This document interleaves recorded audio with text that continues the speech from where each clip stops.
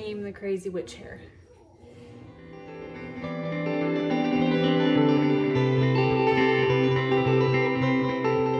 Hey there, so welcome back if you tired early. Hey there, welcome if you are new, welcome back if you are not. My name is Brittany and it is fairly early this morning. It's actually not, it's like 7:45. But I have not gotten as much done as I would have liked at this point. I know, only 7:45. The morning is still young. I have intentioned to provide more gluten-free recipes on my channel. So this is me making good on that promise.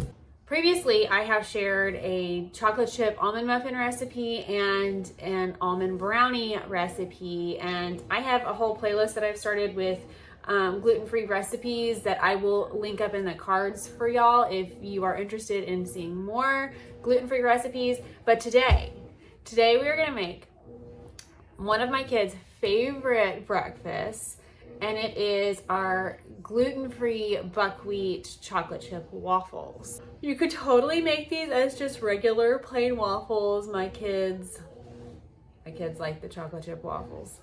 Since it's already 7:45, I am gonna get started on cooking before they start to mutiny. Okay, so before we get started, let's talk ingredients. So you're gonna need a 1/4 cup of granulated sugar. This is just a cane sugar that I get in bulk from Costco. I separate it out into a baggie because I'm not dealing with a 50-pound bucket every time.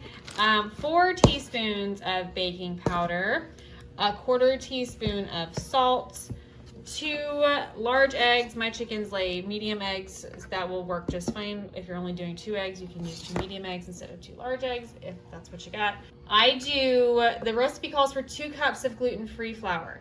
I do 1 cup of buckwheat flour and 1 cup of gluten-free flour. These are interchangeable, so you can, you don't need to make any modifications to the recipe in order to do this. Then I have a light tasting olive oil. We are going to use 1/2 cup of this. It calls for vegetable oil. I don't use vegetable oil. I normally use avocado oil, but I'm out. You can use a light tasting olive oil in place of vegetable oil, but it has to be the light tasting.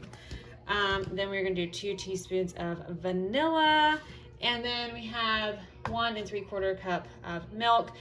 Some of my kids are dairy sensitive, but as long as the milk is cooked into their foods, they seem to be fine. These waffles really do come together pretty quickly.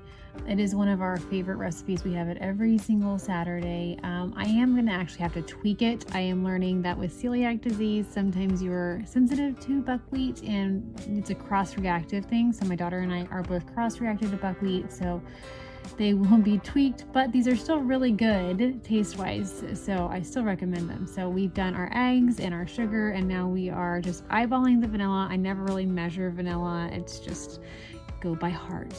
We measure vanilla by heart. And now I am going to throw in my oil. Like I said, I really like avocado oil in it. It has more of a buttery flavor in my opinion, and so it just gives it a better flavor. But light tasting olive oil does work too. Vegetable oil does work if you like vegetable oil, if you'd rather use that.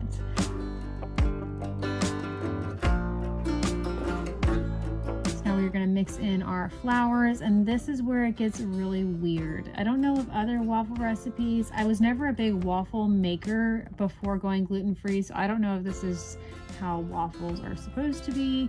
But it's very thick initially until you add the milk, and it was just very strange to me how you just mix it up and it turns almost into like a cookie dough consistency, but it does thin back out. It just seems very strange to me. I don't know why you would mix up your dry ingredients and then mix them into the wet ingredients like you do for other recipes, but I haven't tried doing it any other way because it's worked so far. Getting too chatty. So I've mixed in my baking powder and my salt, and as you can see, it is at that consistency I was talking about. It's very, very thick. Definitely use a rubber spatula and take your time to work it. Just kind of folding it in. Don't overmix it. Try not to. It is very difficult to not overmix this, but Now we're pouring in our milk, and you're gonna kind of mash it, like just like I'm doing here with the whisk, to try to blend it up. It takes a while, but it does eventually turn into more of a batter consistency.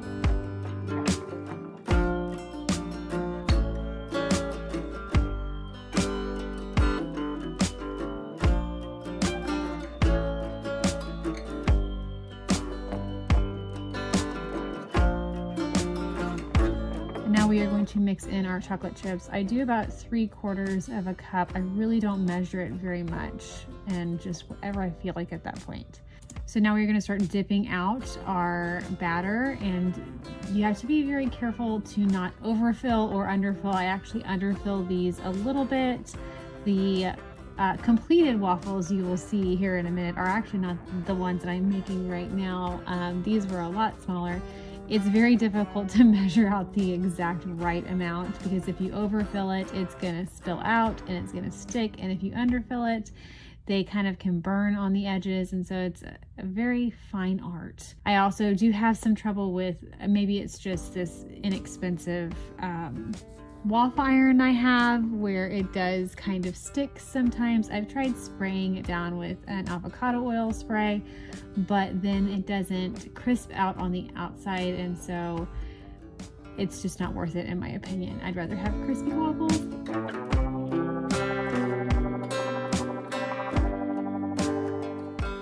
And so you can see it is it's sticking a little bit, and occasionally I will have them break off into pieces. This one comes out nice and perfect and all together.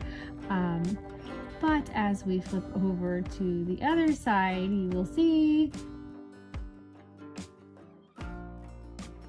and we're falling apart.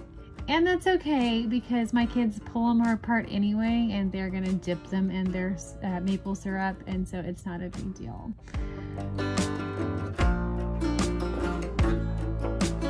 And there is our beautiful stack of waffles. Don't they look delicious? Because they are. Okay, we are all done. We have our giant stack of waffles. This is minus 1.5, because my kids normally eat, some of them will eat a whole one. A lot of them will eat half of one, because they're giant, like Belgian style waffles. It is always a hit. And they have already requested their waffles. So let me know if you try this recipe. Let me know if you think what you think about it. If you make any changes, I would love to know, because I always love to tweak recipes if we find a better way to do them. And I will leave a link to the actual recipe that I got this from in the description box. Credit where credit is due. I do make changes to them, so I will leave also the instructions in the description box on how I do it, because I do make some slight changes to the recipe. I already have somebody coming looking for more. If you enjoyed this video, I hope you will consider sticking around and subscribing. And until next time, bye.